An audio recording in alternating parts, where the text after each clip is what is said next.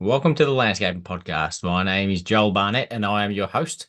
And in today's episode, I'm talking with Cass Hooke from Outback Gardens. So Cass is a garden consultant and a writer as well, writing for the Graziher magazine. And she's also got a great Instagram account called Outback Gardens, where she's sharing the journey of her garden that she's creating on the Hay Plains in southern New South Wales. And it's an amazing account to follow. So if you're not following it, you should be, because there's a hell of a lot to learn from her. And she also shares a lot of knowledge of other people who she comes across who are sharing some valuable information. So it's one of my favorite accounts to follow. She's also doing a garden event, which we talk about in October 2024. So keep an eye out for that. And there'll be some guest speakers and workshops going on there. And that's for a charity which is close to her heart. And she speaks about that in a great podcast episode that she did for the Graziher magazine, which is worth a listen to. So I'll put a link to that in the show notes if you want to listen to that one as well. And Cass is another person who had a great start in the industry, where she started working while she was at school for Robert Boyle. So it's not a bad person to learn from. And it's good to see that she had a passion right from the start. So really enjoyed having this chat with Cass. So hopefully you enjoy this chat with Cass Hooke. Well, Cass, thank you for joining us on the Landscaping Podcast. My first question for you is, how did you start in the industry? Thanks, Joel. I guess it kind of all the way goes back to when I was in high school, my first job. I was lucky enough that my first job was with Robert Boyle, landscape architect. So, with landscape design, I should say. So, just in his garden, in his nursery, one of my friends was working for him and kind of said, "Oh, do you want to come? I'll ask if there's a spot for you." And so I was pretty lucky that I was pulled under someone pretty amazing's wing early on, and I already, had a liking for gardening and for plants and for nature. So yeah, I was pretty lucky. I actually started off in the shallow end, I would say, and I got to learn pretty quickly from a master, and that kind of got me going. Now, what were you doing there? So I was like 16, so I was helping in his garden. They have a beautiful garden, cafe, nursery, their studio, and their private dwelling and their private garden. So yeah, there was I think it was 12 acres and beautiful designed gardens, obviously. And then he would have his nursery where he would store plants, or we'd grow plants, propagate plants. So yeah, I was doing a bit of both in the nursery and in the garden and garden maintenance. So yeah, it was really cool.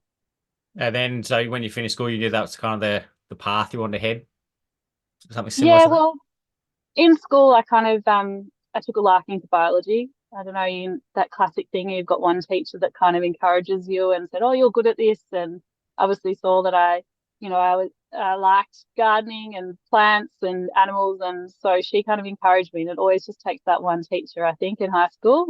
Some people are pretty lucky to have that, and I was one of them. And so I just said, "Yep, I'm going to go and do biology at university after I finished school." And yeah, I was lucky enough to do that. And yeah, went on and did a Bachelor of Biological Sciences, and I majored in botany and agriculture and conservation. So yeah, so not necessarily gardening, but I've kind of come back full circle into it.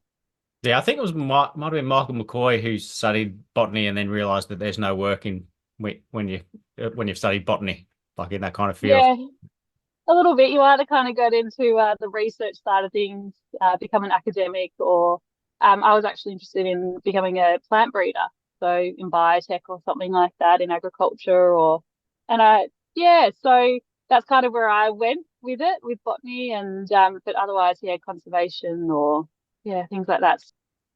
Then did you start working after that, or did you keep studying? Yeah, I went and I worked at Boomeroo Nurseries just only for a year. I was there as a sales and trials officer, so I was able to trial all the different varieties of crops going out, lettuces, broccoli, things like that on big vegetable farms, gazolas, Truas, places like that. They're really big commercial growers in Victoria and up at Bairnsdale and things like that. So it was really interesting, and I got to see behind the scenes of the production of wholesale seedlings going out to these farms as well. So I learned a lot about vegetables and their growing seasons, shoulder seasons, varieties, things like that.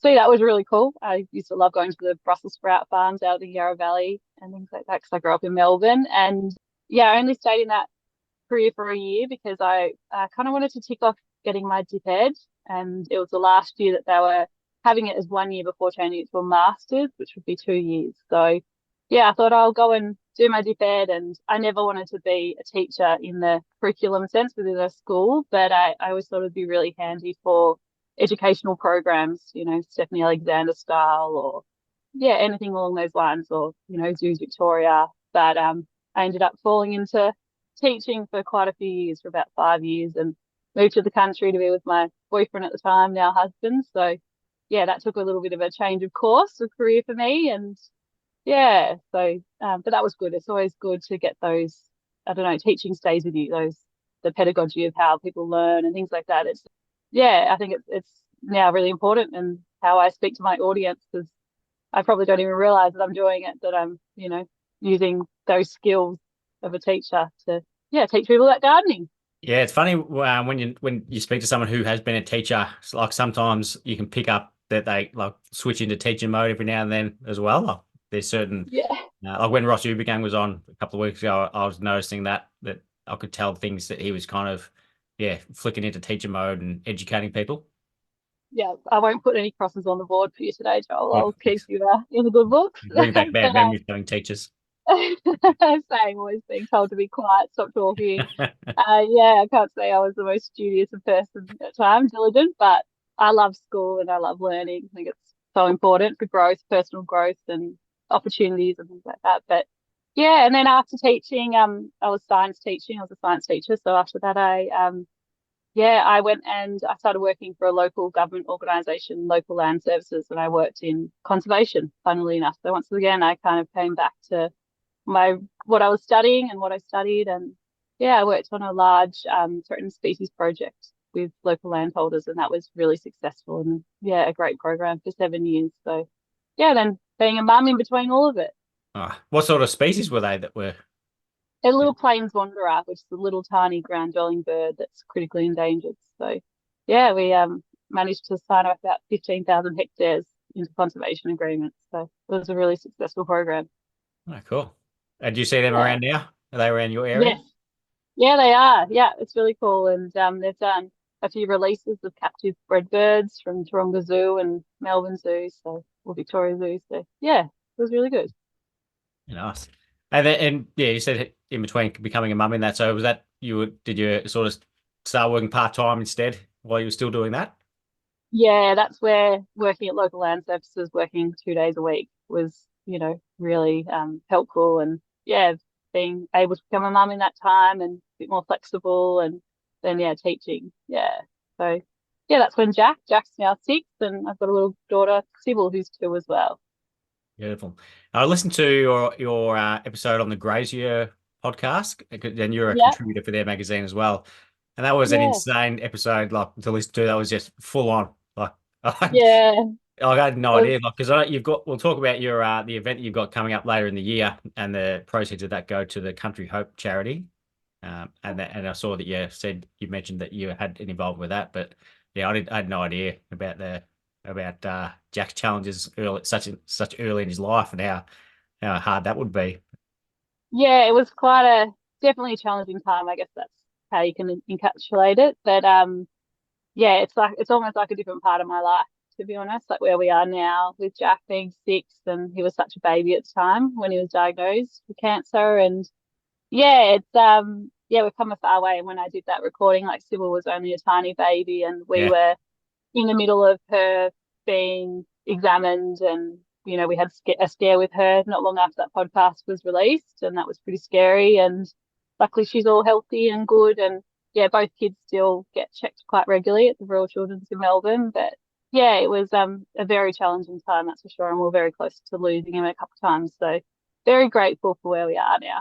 yeah, and it's a great reason to want to help out charities like that as well, Yeah. because it's one of those things you don't like when you're a parent. If you haven't used them, you sort of appreciate them, but not really. But then if you have used them, it's next level.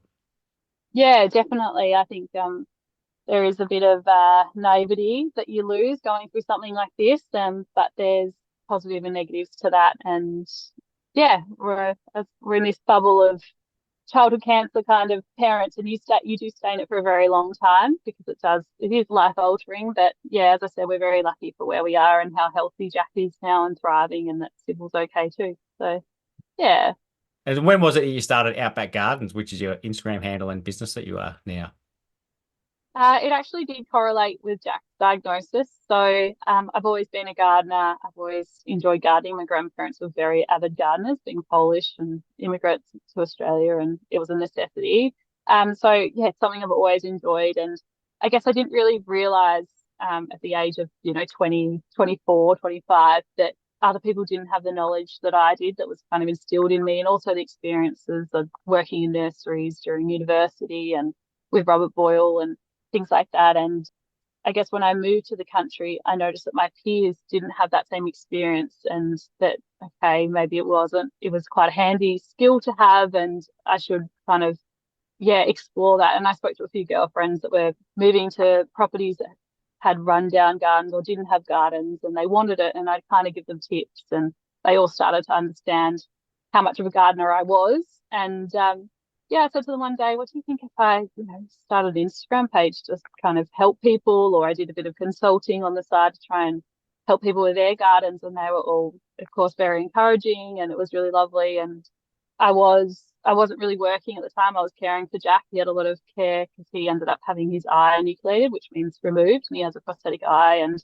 he had a couple of surgeries. He had to have the surgery redone, and obviously his immune system was really low, and so it was quite ongoing, that treatment. So long answer, long story short, I was at home and I just kind of needed something for me, and it was a perfect time and opportunity. And we were building our garden at the time, and I kind of felt like I had nothing to show for it. But people kind of reminded me that building a garden with people and showing them how to do it is more encouraging than any 40-year-old garden could be. So that's where it started. And I just opened a page and away I went. And yeah, started posting and our garden build, really. Yeah. Yeah, there's a photo you did recently where you were showing like what it looked like 4 years ago compared to now. And it's just phenomenal how much of a change it was just from red dirt to now this little lush lawn there you got. Yeah, thank you. Yeah, we built our house and we literally had nothing. We had no existing garden, and it was the middle of the drought at the time, and no one had lived there for a couple of years. And yeah, there was nothing. And the previous owners weren't huge gardeners. They had, more of a vegetable garden, orchard kind of style, and native garden. And so everything was pretty much wiped clean when we built. Yeah, so we had a very clean slate to start with. So I just went from there. Yeah, and like you said, it's better seeing like having people being able to come along on the journey for that rather than looking at like for example, if you look at Stonefields, like even though that started with a similar kind of look to what yours did at the start, it was just an open paddock. If you're looking at it when it's finished, you can't appreciate how it got to that point. Whereas people can, you're sharing that journey along the way to having a phenomenal looking garden. Yeah, and as inspiring as Stonefields is, and I'm friends with Tim, the gardener there, it's incredible, but I can appreciate the work that goes behind that and the building of that, as you're saying. And but other people can look at that and say that's so unachievable. Whereas I feel like people can look back at my journey and be like, okay, I could achieve that. And obviously my climate's incredibly challenging, and I just wanted people to have correct plant selection and placement for our climate. So that was a big also driving factor too, was just that appropriate plant selection for here. And does the bore water impact the plant selection as well? Like are there plants that don't aren't happy with that? Yeah, definitely. Bore water changes, the quality changes over time. It's not, a constant.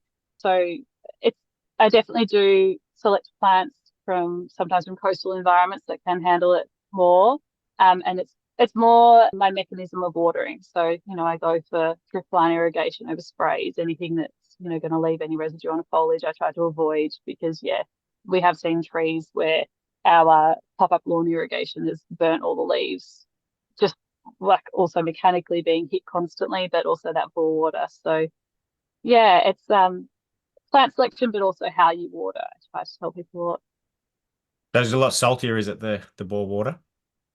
Yeah, it can be. It just depends. It varies from which, basin you're getting your water from, and yeah, the Right. quality changes over time. Does it make your veggies tastier? Because they've got salt on them already? Oh, I don't think so. I don't know. I don't know. But I've raised garden beds once again because our on clay soils, so the drainage isn't great. So yeah, I started with raised beds, just to kind of get stuck into it rather than having to build that soil profile improving my soil structure. I assume you have plenty of rabbits out there as well, though. Anyway. Yeah, we do. And unfortunately, we lost our beautiful Boston Terrier at the start of the year. And we had a little Jack Russell too. And she got really home to my brother because they went off chasing rabbits and our Boston didn't come back. So they used to keep the rabbits away. And since they went, lots of rabbits and lots of hares. So, yeah, there's always a challenge on a farm. If it's not the water, it's the hares. If it's not the Mm. hares, it's the sheep. So, yeah, Well, it's always something to have fun with. then the frost or the scorch, yeah, it's one or the other. Yeah, yeah, I always say to my husband, "Oh, can't I just have a garden somewhere I can be a gardener, plant a tree, and it will grow?" Like, and he's like, "Oh, I'm just showing you how good your skills are out here. I'm just challenging you." Yeah, it'd be too easy otherwise. Yeah, that's what he says anyway. I think he's just, yeah, he's a bit biased to the farm. But yeah, those exact reasons why I think what you're doing is so popular because there's so many challenges that people don't even think about. Like if they've grown up out there, then they might have learned that from their parents or whoever. But a lot of people moving out to rural areas that don't realize how much of a challenge it can be to have a nice looking garden. Yeah, even from where I am in town today, I'm sitting in my car, but I'm an hour out of town from Deniliquin, and the different climates and the microclimates, we're so exposed. We're out on the hay plains. There's minimal vegetation, so the wind, frosts are more intense because you just don't have that natural protection whatsoever. And I do find people forget, they might be down in Dunkeld or something in Victoria, and 4 times the amount of rainfall we get a year. And, I might be talking about a plant selection and they'll suggest something like a magnolia, which is highly inappropriate for our climate because people they just kind of forget and they don't realize, our rainfall's 360 mil a year on average. So, yeah, and our heat, like we hit 40 constantly in summer. So, but then we still get the frosts, like, we've already had a couple of frosts. So, yeah, it is a challenging environment to garden in, that's for sure. Yeah, and because Australia's even like such a big country, there's so many different climates, let alone in those smaller microclimates. But there's a lot of times we'll get clients sending us photos of gardens from Sydney saying, "Oh, can we get these Kalanchoe copper spoons?" And there's Yeah. I don't know if they're called Sansevieria anymore, but they're mother-in-law's tongues as well. Like all these plants look amazing in Sydney, and you think They'll get Sydney's a pretty, mush. yeah, you think Sydney's pretty similar to Victoria, but it's quite different. Yeah, it is. It's vastly different. I guess that's where I try to educate people about, appropriate plant selection and yeah, those varied climate and getting to know your own climate and what's appropriate. And I've heard one of you, I don't know whether it was on a post or a story, but you were talking about some of the things you do because you offer garden consultants, but you said you weren't interested in doing garden designs because I don't think you said you weren't knowledgeable enough or something like that. Yeah, it's always a bit of imposter syndrome coming in, isn't it? But Yeah. I guess I look up to people like Robert Boyle, a friend Bridget Doyle, these people that are trained landscape architects and they've got the skills and they can whip up their CAD or their SketchUp, like, they could just go for it in 2 seconds and, just that knowledge. I think it is a real skill that they've learnt as well as innately they're just good at design. And I might have an eye for design or something, but I don't have those, I guess, technical skills. And I don't know, yeah, I guess that's what's kind of stopped me with offering those design skills. And I've hoped to do a bit of study on the side, but unfortunately with my location, it's just not offered. It's all on campus to, yeah, do any landscape design courses. So you never know, in the future I might, but yeah, it's definitely something I would have.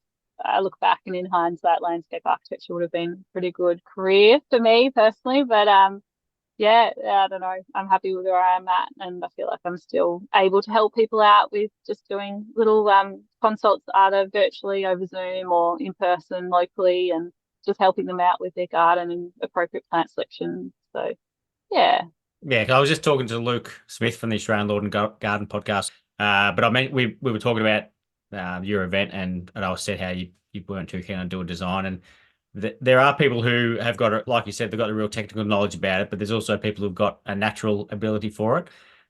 So yeah, and I think there's both can be good at design. So you need both, but not everyone's got both. So if you've got one over the other, it's still a good thing. Man, but like I say, I think it's imposter syndrome, and once you start doing it, and then you get more confidence because you'll see that people appreciate what you're doing.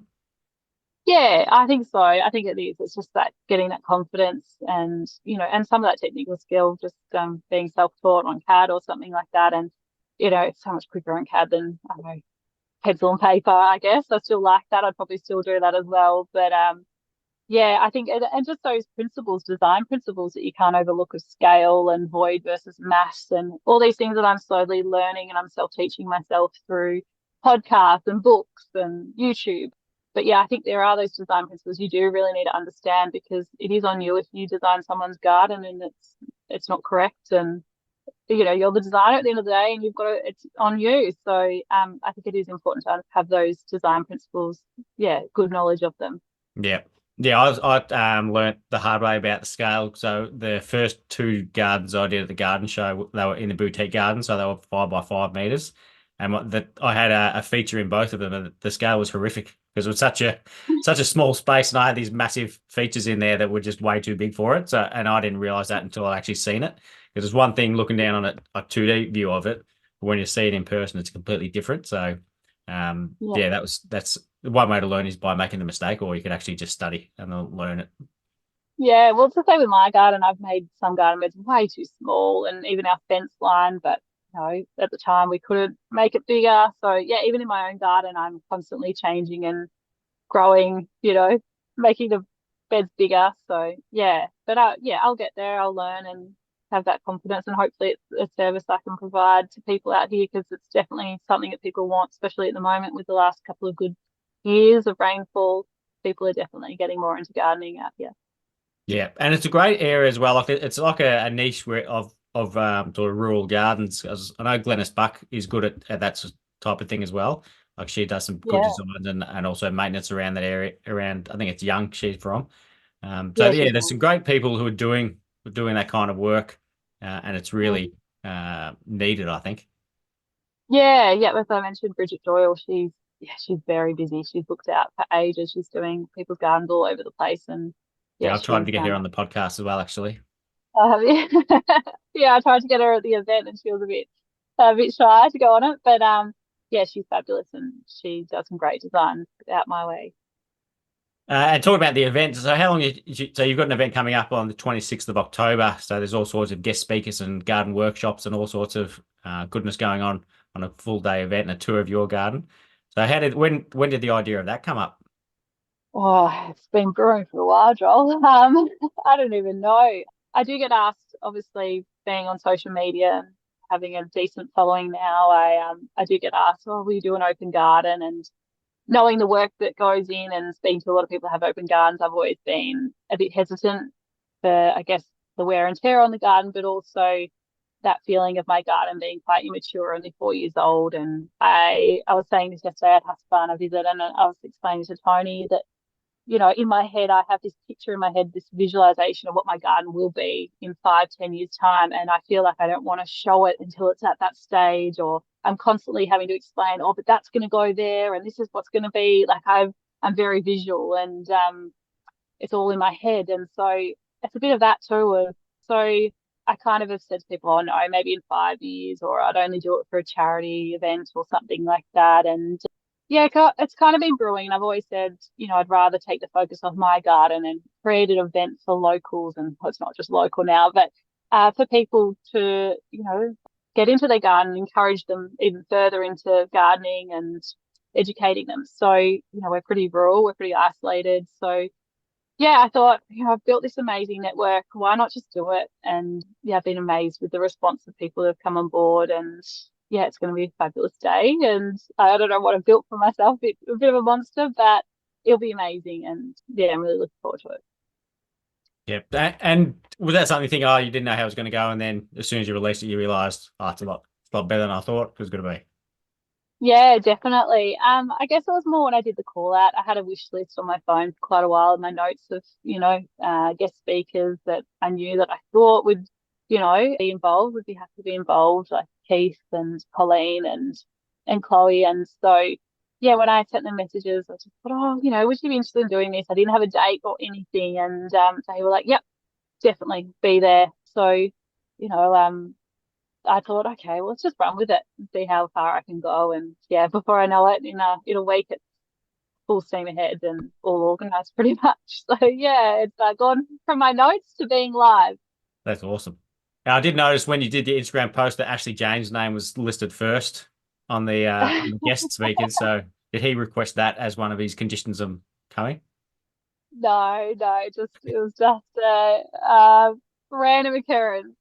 Definitely. But no, I'm looking forward to meeting Ash in person. And yeah, as I said, I've been really grateful to build this network of like-minded people, and Ash is one of them. And yeah, it's amazing sitting out on the hay plains and being able to speak to all these creative, like-minded, inspiring people. It's really cool. Yeah, actually, it was you shared like one of the things a good thing you do on your Instagram post is sharing other accounts, like when they do a good post, and that's how I discovered Keith Edwards and then got him on the podcast because I saw something that you Oh, shared, and then yeah. thought, "Oh, this guy seems like he knows what he's talking about." So and Oh, yeah, he's so oh, knowledgeable. yeah, Knowledgeable. following him since then has been amazing how much knowledge he's got. Oh, it's immense. I really look up to Keith, and yeah, everything. I've learned something new every day. He posts a video. I think it's pretty much 6 a.m. every morning or so. And what he comes out with is just, I'm like, oh, okay. Oh, yeah. But yeah, so there are, there's lots of negatives to social media, but geez, there's some good positives. And yeah, there's a lot of amazing information to learn out there. Yeah, one of my favorite things to tell people is that you'll see what you want to see. So like you can see the negative stuff if you're looking for it, but if you're looking for positive stuff, then that's what you see as well.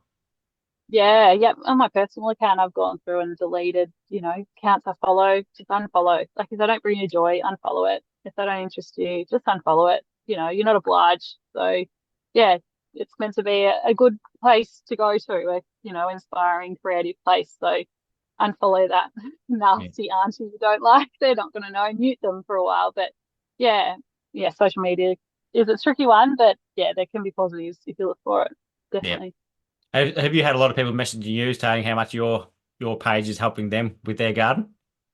Yeah, I have, and it's yeah, you don't want to get a big head or pat yourself on the back too much, but it is really nice because I have put a lot of time and energy into it, and it's something that's grown naturally, and I don't stage anything, and everything's pretty. There's times where I ramble on too long and think, oh, I'll delete that later, geez, but it's all been very natural, and yeah, it's really nice when people come back to me and say, like, yeah, a girl that I taught at school, she's like, I never thought I'd like gardening, and here I am with this garden that I've created because of you. And yeah, so no, I have had some really beautiful feedback from people, and it's really encouraging and kind.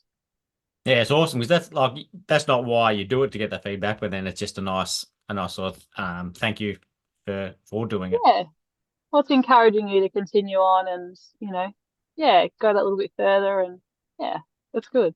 And something else you mentioned in your podcast with Graziher magazine was the how much work is involved with maintaining lawn, and so that was I think 3 years ago, or whenever it was, or 2 years. Now you've gone and got yourself a Husqvarna auto mower to help out with that.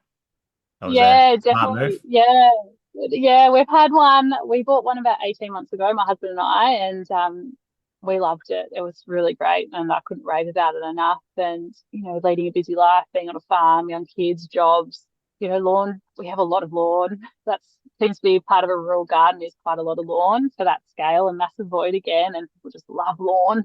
And yeah, so it's honestly been life changing the amount of time that we don't have to worry about sitting on a mower and the condition of your lawn. Just having that maintained lawn, it makes a huge difference to the overall appearance of the lawn. And yeah, I started working with Husqvarna, which was really cool. They were definitely my top one priority gardening brands that I would have loved to work with. And yeah, they're one of the first ones to come on board and have a chat to me. And yeah, we've built a really great partnership. And yeah, I've been trialing their wireless 430X Nero model for the last 6 months nearly. So yeah, and that's going great.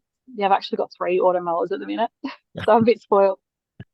So the first one you got was that the one where you put the wire in around the border, and now you've got one which is like a GPS signal one, is it? Yeah, it works off satellites, and it has a little reference station that it works off. So and you kind of map it out to start off with. You drive it around like a little robot, and then yeah, it works off satellites and that reference station to find um its location. So it uses a system called EPOS. So yeah, it's really cool. And I've got a little wide one in my pool yard as well, which is amazing because everyone thought I was mental for having lawn in our pool yard, but just get a little mini Aspire R4 Automo and you'll be right. No clippings to worry about in your pool. Mm. And also, yeah, and that because otherwise your pool, yeah, mower's got to go through a fence. So that's where the challenge of that would be. But Yeah. so is that one the wireless as well? No, no, it's a wide version and it's just a little one. So Yeah, it just has a smaller capacity. But yeah, it's been really good. yeah, nice. And the wireless ones are good because you can have them go onto like over paths and that sort of thing. Like they can go Well, to different areas. yeah, well, all of them can. Like even the wired, you can set zones and you can have travel paths. And yeah, ours just went over our little gravel path, and yeah, it goes over our steppers to the pool. And yeah, no, they're amazing. Yeah, they're like yeah. I've never used one, but they seem like such a good idea. And we've had clients who have done gardens for, and their gardens look phenomenal. Like the lawn looks amazing all the time. Um, Yeah, and you've got to go especially out in there. summer. Yeah, you've got to go out and whip a step every now and then. But yeah, that's about it.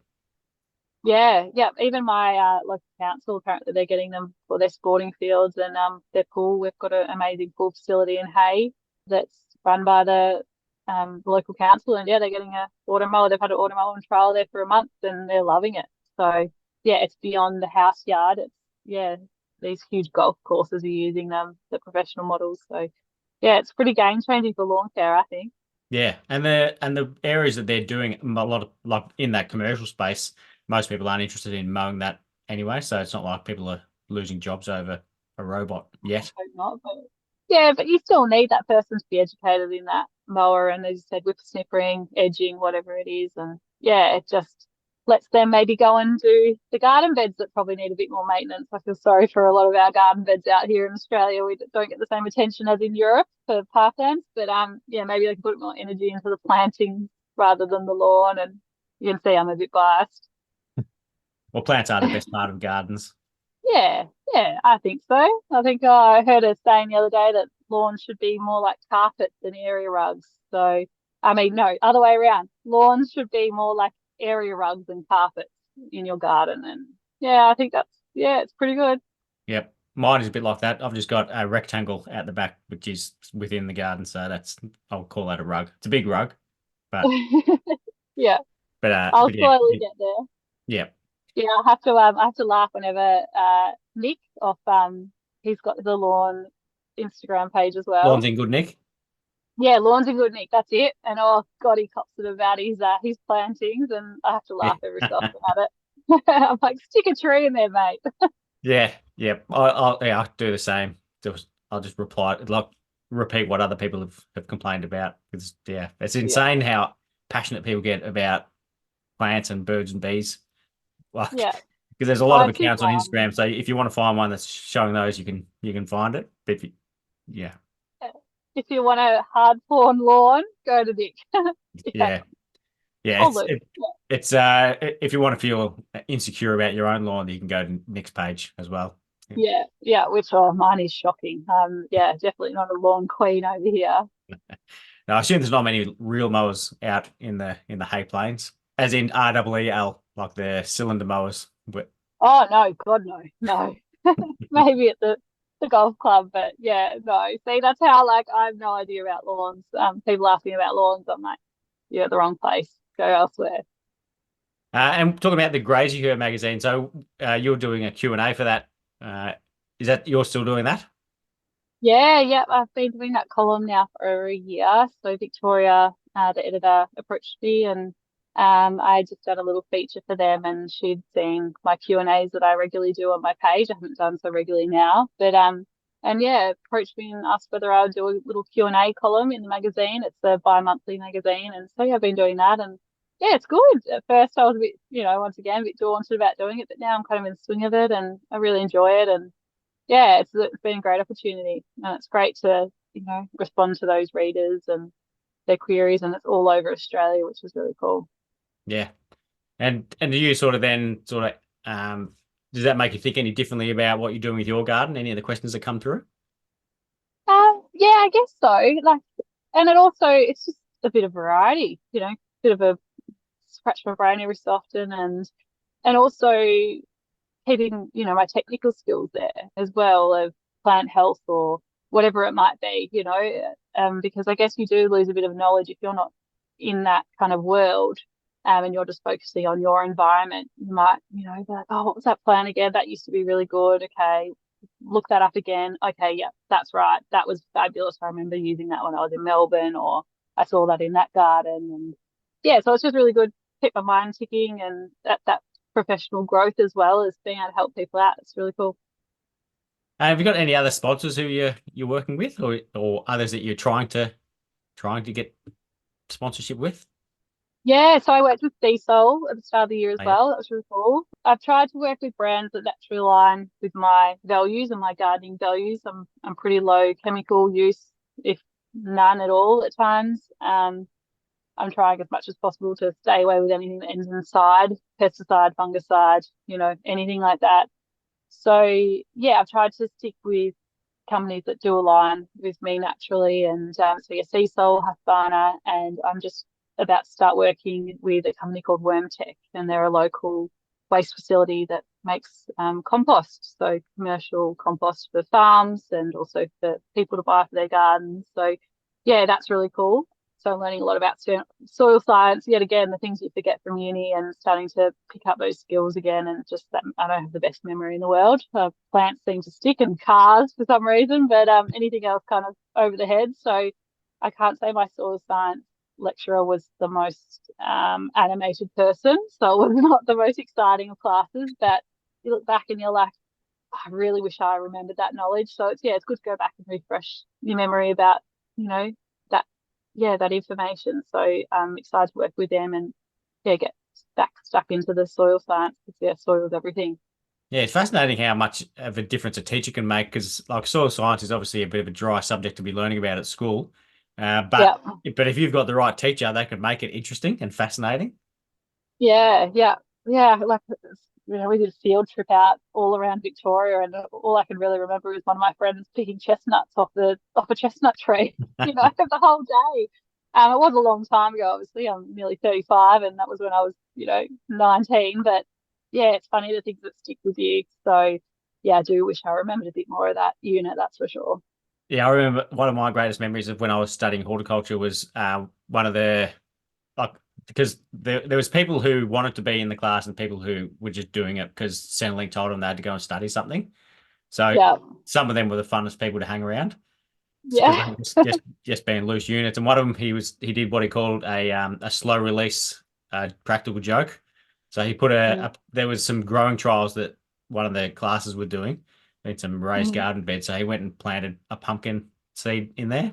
So then they'd be studying Oh, these things that come up, and then all of a sudden you got a pumpkin plant coming up. So yeah, oh that was God. one of my highlights from studying horticulture. Yeah.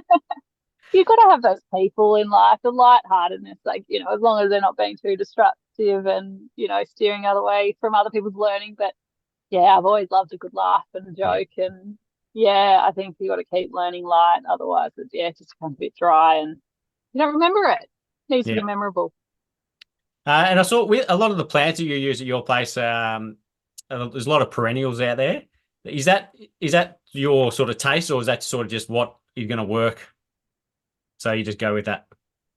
Yeah, a bit of both. I have to say, once again, like, when I was working with Robert Boyle, I was 16, 17, 18, 19, whatever, those 4 years. And I loved Balinese gardens. I don't know, I think it was quite in vogue at the time, but I was, a tropical garden was beautiful. Like, I'd be like, oh, I could appreciate how stunning his garden was at the time. But I don't know, for some reason, I was obsessed with this tropical gardens and turtles and whatever, and frangipanis. And now my style is very, very much leaning towards his style. I don't really say I have a style because I guess a lot of what I have is because of necessity as well. But I do really love that style of garden. And, your show garden that you did last year was uh, amazing. Like, I've got a million videos and photos on my phone of that garden before I knew you and who you were. And Rob also had a garden last year at the same time. And yeah, so part of it's out of necessity, part of it is out of taste. I do prefer a bit more of a naturalistic, but then a bit of a formal evergreen kind of structure as well. But yeah, perennials just do really well in our climate because of the frost. they can, especially herbaceous perennials going dormant, and then the heat of the summer, a lot of them thrive. I do try to use kind of a Mediterranean style planting at times, and then I also use some really tough indigenous plants or native Australian plants like Westringia is just fabulous in our environment. So yeah, a bit of it's out of necessity, but a bit of it, yeah, is definitely style as well. Yeah, something I love that you use is the Stacky's big ears rather than just the normal Byzantina, because I hate the Yeah, flowers on them. But yeah. yeah, Well, luckily I was I learned that by working for Bethany Williamson. I was building some of her gardens because she introduced me yeah, to that plant, and yeah, it's one of my favorites. yeah. That was Rob again. A couple of years ago, I visited him in Eltham, and he's like, "Oh, Cash, you need this one," and I was like, oh, "Okay, cool, yep." I found it on Diggers, and away I went. And now, yeah, I won't look back. And then I was at Natasha Morgan's garden design workshop a couple of weeks ago, another fabulous designer, and she had a little one from Lamley Nursery, a little dwarf variety, with quite a small leaf. And so now I'm onto that. I've got to track Right. that down. She did give me some, but the bloody rabbits dug it up. So, yeah, that's my next hunt is on for this little small leafed variety instead of the big broadleaf. So, yeah, there's always something new out there to find. But yeah, it is a favourite of mine. Are there any plants that you would like to have at your place, but you can't quite? They're not like they're close that you could have them, but not quite. Oh, definitely. I'd love to have Japanese windflowers. They're probably one of my favorite flowers, plants in general.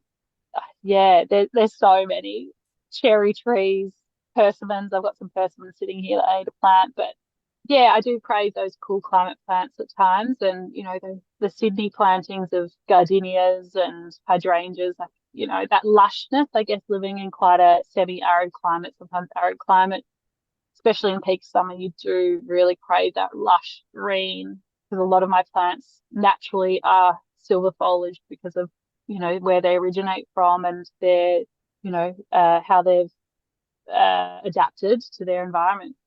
But yeah, there's many plants I'd love to be able to grow, but yeah, I've kind of made peace with that. Yeah. And yeah, but Japanese windflowers are definitely one of them. Yeah. And what's a sort of long-term plans, like a 5-year goal for for what you're doing for work? Yeah, I don't really have one. I guess just keep going. People do ask me this, and I guess it's never been a business that I've strived for a success. It's always been a creative outlet for me, and living on a farm. We live on a 20,000 acre farm. We're part of a 90,000 acre aggregation on the farm, and it can be really isolating and lonely at times. So it's a social outlet, a creative outlet. The opportunities for this type of thing don't come naturally out here. So you've got to sometimes create those opportunities for yourself. And so, yeah, I don't have a big picture in mind. I don't have a annual event. I think this might be a one hit wonder coming up. But I think just continuing at the pace I'm at and hopefully working with some really cool gardening brands. And if there's any opportunity that comes up with brands, I love product development and planning, and I love being at the forefront of things. So being involved with, Melbourne International Flower and Garden Show in some capacity, things like that, just any kind of opportunities. And as my kids grow and they're a little bit more independent of me and at school, I might have a bit more time. And yeah, my husband and I, and obviously his family were in farming. So at some point, stepping up into that role as well. And yeah, so no, I don't have a big ambition, I guess I have to say, for it, but I'm pretty happy with where it's going so far. No, I think it's a big ambition, but not a structured goal, like which is pretty normal. Like most Oh, people don't have a plan that they're working towards. So, but I think what yeah, you're doing is no, awesome because there's some people who've got larger Instagram followers, like large numbers, but yours is more quality over quantity. Like that's like I listen to Gary Vaynerchuk a lot, and he's a good social media entrepreneur, and he talks about people like I'll say with smaller followers, even though yours has got it's a good size following, but they're like like it's almost full quality. So someone could have 300,000 followers, and your brand is more valuable because there's more people who actually listen because you're so real with what you're doing. So Thank you. yeah, Yeah. what I you're do get doing, that feedback, I have to say, and with engagement that, the companies, when you share your insights, and they're like, you've got a really engaged audience. And I yeah, go, I hope so. But yeah, I do what I try to post on my feed, I guess. I'm trying to improve that quality just for my own sake as well, to look back on and be like, okay, be proud of the work you're putting out there, and just continue to encourage people into the garden. That yeah, my stories are all over the place, I have to say. But that's right. But you mean Gary as in Valeria's wife? Do you mean Gary overseas, like Miami Gary? Gary V. He's from New Jersey, but Okay. yeah, Yeah, he's I'm pretty sure his wife is like a huge Victoria's Secret model, and I follow no, her. it's not him. No, wrong one. Oh, Yeah, okay. Well, she has a Gary too, and he's also a big social media entrepreneur. And all right. yeah, yeah, But yeah, there's a lot of people who talk about it, but yeah, people who actually execute. That's where the value is for those sponsors as well. So yeah, it doesn't surprise me that because I can just tell that that you get that good feedback. Um, just yeah, I can't remember what it was, but something made me realize that. I don't know if it was the when you did the Husqvarna live, or it was something made me realize that you've got a big impact on the people that follow you. yeah. I hope so, and I do try to keep it very garden focused. Like I might have little aspects of my own personal life in there, of being on a farm, or for instance, clothing brands that are really aligned with my personal values of sustainability and wool. Obviously, I'm a big wool advocate and wool fashion. But I do really try to keep it about the garden. I rarely show my face on there. It's only recently, with a bit of encouragement, people saying, people want to get to know the person behind the screen. But yeah, it's 95% garden, and I've tried to keep it that way rather than throw this in. And yeah, so hopefully I've got an engaged audience in gardening. That's my aim. Yep. And the last question for you, Cass, is who do you think would be a good guest to have on the podcast? Oh, yeah, who would be a good one? Well, you've had Chloe, you've had Keith. Oh, who would be good? You've obviously had Ash. I've listened to that. Oh, good question. I don't know. I don't know. Maybe Gary from Worm Tech would be a really good one. He's a really fascinating, really knowledgeable person. He came out and he was meant to be out for a little while, ended up being out for like 5 hours at my place. But yeah, he's just so knowledgeable about soil science and making compost, on this commercial level. It was really inspiring spending some time with him and getting to know a bit behind the business. And it's a family business that he's, created with family. So yeah, I think he would be a cool one. I know it's a little bit, doesn't have the big social media following, but sometimes people are just interesting. And he was, really enthusiastic and interesting. Yeah, I've said before, the best landscape in the world doesn't necessarily have Instagram, so it doesn't mean anything Yeah. having an Instagram account. So Yeah, one of my favorite episodes was on your podcast was Marywood. Like I yep, loved that. Yeah, yeah, and I want to listen to it again because I found that very inspiring, and yeah, that yeah, like natural growth. And, and yeah, because it's people who are passionate about what they do are just awesome to talk to about it because they love it so much. yeah, and they're authentic, and yeah, you can kind of catch that bug when someone's pretty inspiring and enthusiastic in their own life. And yeah, yeah, that's probably my favorite. If you ask me what my favorite episode was, it's probably be Marywood. I really Oh, enjoyed that. well, don't tell Ash that. Right. Well, thanks so much for coming on, Cass. I really appreciate it, and I can't wait to see the your event that's coming on later in the year. But yeah, Yeah. well done on putting it together, and thank you very much again for coming on. Right. Well, thank you so much for having me, and thanks for stepping up and being involved in my garden day too. I really appreciate it. I've got some great support behind me, and couldn't do it without all these amazing people. So yeah, thank you for that.